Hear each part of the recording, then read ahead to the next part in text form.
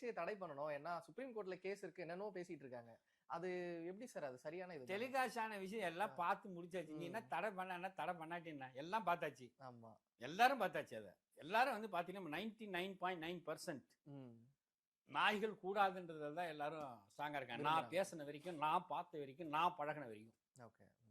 ரொம்ப so called people இருக்காங்க இல்லையா, அந்த பணக்கார வர்க்கம், அவங்களுக்கு வேணா நாய் மேல அப்படி அன்பு, பாசம், பரிசம் எல்லாம் இருக்கலாம். அது நீ உங்க வீட்டில் வச்சுக்கோ.